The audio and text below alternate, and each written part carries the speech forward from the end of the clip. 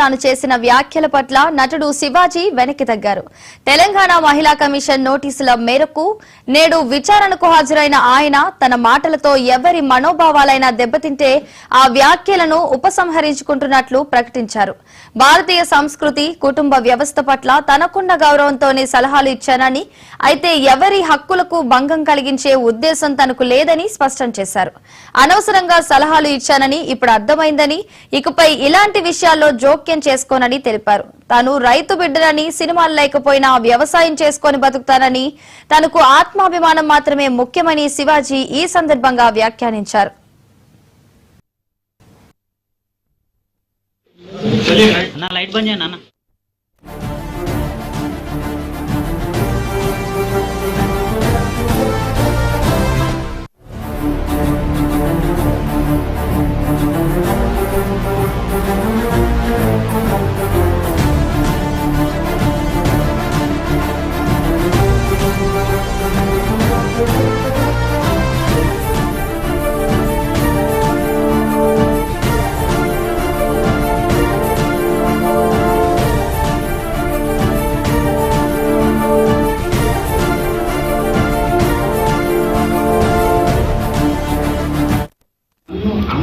అంతగా అసహించుకోవడానికి, మీరు నా మీద అంత జలసి రావడానికి ఏంటమ్మా కారణం?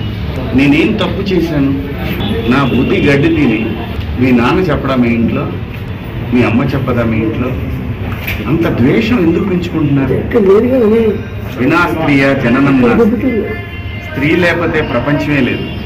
అసలు ఈ మానవాళ్లే లేదు.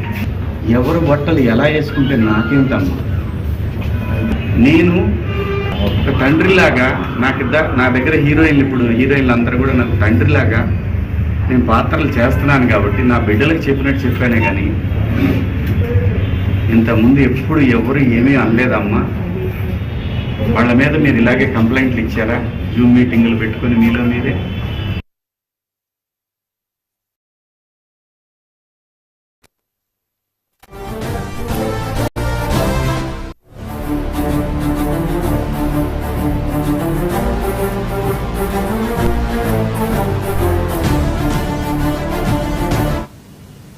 మహిళల వస్త్రధారణపై తాను చేసిన వ్యాఖ్యల పట్ల నటుడు శివాజీ వెనక్కి తగ్గారు. తెలంగాణ మహిళా కమిషన్ నోటీసుల మేరకు నేడు విచారణకు హాజరైన ఆయన తన మాటలతో ఎవరి మనోభావాలైనా దెబ్బతింటే ఆ వ్యాఖ్యలను ఉపసంహరించుకుంటున్నట్లు ప్రకటించారు. భారతీయ సంస్కృతి, కుటుంబ వ్యవస్థ పట్ల తనకున్న గౌరవంతోనే సలహాలు ఇచ్చానని, అయితే ఎవరి హక్కులకు భంగం కలిగించే ఉద్దేశం తనకు లేదని స్పష్టం చేశారు. అనవసరంగా సలహాలు ఇచ్చానని ఇప్పుడు అర్థమైందని, ఇకపై ఇలాంటి విషయాల్లో జోక్యం చేసుకోనని తెలిపారు. తాను రైతు బిడ్డనని, సినిమాలు లేకపోయినా వ్యవసాయం చేసుకుని బతుకుతానని, తనకు ఆత్మాభిమానం మాత్రమే ముఖ్యమని శివాజీ ఈ సందర్భంగా వ్యాఖ్యానించారు. ఇక ఇదే అంశానికి సంబంధించి మరింత సమాచారాన్ని స్పెషల్ కరెస్పాండెంట్ దుర్గేష్ అందిస్తారు. దుర్గేష్, చెప్పండి. తెలుగు రాష్ట్రాల వ్యాప్తంగా సంచలనం రేపినటువంటి హీరో శివాజీ వ్యాఖ్యలు ఏదైతున్నాయో కొంతమందికి గందరగోళం గురి చేసినప్పుడు, ఎందుకంటే మహిళల పట్ల కించపరిచే విధంగా అసత్యంగా మాట్లాడినటువంటి 2 పదాలు ఏదో ఆ పదాలను వెనుకకు తీసుకుంటున్నానని చెప్పి తను ఆల్రెడీ చెప్పడమే చెప్పినటువంటి పరిస్థితి. ఆల్రెడీ ఇవాళ మహిళా కమిషన్ ముందు హాజరు కావాలని నోటీసులు జారీ చేసినటువంటి నేపథ్యంలోనే ఈ రోజు 11 గంటలకు హాజరు కావడం జరిగింది. మహిళా కమిషన్ ముందు హాజరైన తర్వాత నేను భారతీయ సాంప్రదాయాల కట్టుబాట్లు ఏ విధంగా ఉంటున్నాయి, ఎట్లా ఉండాలి, భారత 180 దేశాలలో ఉన్నటువంటి దేశాలను కూడా మన భారతదేశం ఒక ఉన్నతమైన స్థాయిలో ఉంది, ఒక ఉన్నతమైనటువంటి మహోన్నతమైనటువంటి భారతదేశంలో మనం స్త్రీలు ఏ విధంగా ఉండాలి అనే దానిపై నేను మాట్లాడాను. ఒకవేళ వాళ్ళకి ఏమైనా ఇబ్బంది కలిగించినట్టే వాళ్ళు నేను పోయింది, నన్ను క్షమించాలని కోరుకుంటున్నానని చెప్పి తను చెప్పినటువంటి పరిస్థితి ఉన్నది. అదేవిధంగా మాటలు ఏదైతే మాట్లాడో వాటిని వెనకకు తీసుకుంటానని చెప్పి మహిళా కమిషన్ ముందు హాజరైనటువంటి శివాజీ చెప్పినటువంటి మాటలు. ఎందుకంటే వాళ్ళు సినిమానే కాదు, నాకు సినిమా రంగమే కాకుండా రైతు కుటుంబం నుంచి వచ్చిన వ్యక్తిని నేను అవసరం అనుకుంటే నేను రైతు వ్యవసాయం చేసుకొని బ్రతుకుతాను, అంతేకాని నేను ఇటువంటి దాంట్లో నేను మాట్లాడను, చేసిన పొరపాటు నేను ఒక సలహా మాత్రమే ఇచ్చాను, నేను ఇంత వైరల్ అవుతా నేను ఊహించలేకపోతున్నా అని చెప్పి తను మాట్లాడినటువంటి మాటలు మళ్ళీ అవసరం అనుకుంటా మహిళా కమిషన్ ఎప్పుడు పిలిచినా నేను హాజరవుతాను, నేను ఎప్పుడు పిలిచినా వచ్చి మీ ముందు వచ్చి నేను ఖచ్చితంగా నేను మాట్లాడినవన్నీ కూడా నేను ఒప్పుకుంటాను, ఏదో జరిగిందో వాళ్ళు కూడా నేను క్షమాపణ కోరుతున్నాను అని చెప్పినటువంటి పరిస్థితి. మళ్ళీ ఒకసారి పిలిస్తే కూడా నేను ఖచ్చితంగా హాజరవుతానని కూడా చెప్పినటువంటి పరిస్థితి మనం దాన్ని ఆల్రెడీ శివాజీ వచ్చిన మాటలు ఏదైతున్నాయో చాలా మందికి వెళ్ళి 2-3 సెంటెన్స్లు ఏదైతున్నాయో వాటి మీదనే వైరల్ అవుతున్న పరిస్థితి. ఆల్రెడీ సినిమాకి సంబంధించిన వ్యవహారం కానీ ఇప్పుడు ప్రతి ఒక్కరు చూస్తున్నట్టయితే మరి హిందూ సంఘాలు ఎవరైతే ఉన్నారో ఇది మాట్లాడింది కూడా చాలా మంది కూడా శివాజీకి వైపు మాట్లాడుతూ సోషల్ మీడియాలో చూసిన వేదిక చూసినట్లయితే శివాజీ మాట్లాడేది తప్పు లేదని కొంతమంది వైరల్ చేస్తున్నారు. మరికొంతమంది మహిళలు ఏంటంటే ఆ మాట్లాడిన మాటలు ఏదైతుందో అసభ్యంగా మాట్లాడడం అని చెప్పి మాట్లాడారు. ఏదేమైనా కానీ శివాజీ అట్లా మాట్లాడము పొరపాటని చెప్పుకోవచ్చు. ఎందుకంటే అలా మాట్లాడినటువంటి మాటలు ఏదైతున్నాయో ఆ 2-3 మాటలే వాక్యాలే చాలా పరువు తీసే విధంగా చేసినటువంటి మాటలు అని చెప్పి మొత్తం అది సెంటెన్స్ ఏదైతే ఉందో తను మాట్లాడే పరువు వర్డ్స్ కాదు, ఎందుకంటే అది అసభ్యంకరమైనటువంటి మాట, మనం చెప్పలేము మాటల్లో. అటువంటి మాట్లాడినటువంటి పరిస్థితి చూస్తే సత్యాన్ని కూడా చెప్పుకోవచ్చు. ఎందుకంటే అలాంటి ఆ విధంగా మాట్లాడకూడదు.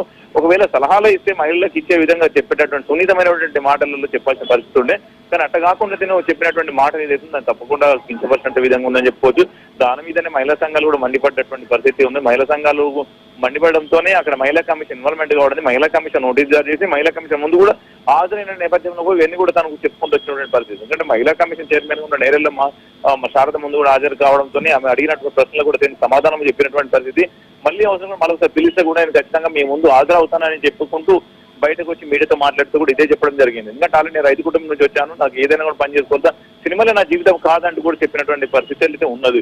కనుక తను మాట్లాడినట్టు మొదటి రోజే మాట్లాడినట్టు మాట ఏదైతే వైరల్ కావడంతో తను క్షమాపణ కోరినటువంటి పరిస్థితి. క్షమాపణ కోరిన తర్వాత మనము దానికి అంతకు మించిన ఏం లేదని కూడా మరికొంతమంది చెప్పొచ్చు. ఎందుకంటే ఆల్రెడీ క్షమాపణ జరిగింది, తప్పు జరిగిన మాట్లాడినది ఎవరైనా కించపరిచినట్టు మాట్లాడితే వాటిని వెనక్కి తీసుకుంటున్నాను, దాన్ని క్షమించండి అని తను చెప్పినాడు. ఏదో ఉద్దేశపూర్వకంగా ఎవరైనా టార్గెట్ చేసినది కాదు, ఈ విధంగా ఉండాలి అని చెప్పి నేను మాట్లాడని చెప్పి మాట్లాడినటువంటి మాటలు ఏదైతుందో దానికి సంజాయిషి ఇచ్చినటువంటి పరిస్థితి మనం చూస్తున్నాం. మళ్ళీ అవసరం ఉంటే వల్ల మహిళా కమిషన్ పిలిస్తే ఖచ్చితంగా వస్తాడు అని చెప్పి చెప్పడం, మన అవసరం ఉంటే మళ్ళీ ఫర్దర్ ఇన్వెస్టిగేషన్ కు రావాలనుకుంటే వీళ్ళు నోటీసులు ఇస్తే ఖచ్చితంగా వస్తారు. కానీ నోటీసులు ఇస్తారా ఇయ్యారని మళ్ళీ చూడాల్సిన పరిస్థితి అయితే ఉంటుందని కూడా చెప్పుకోవచ్చు.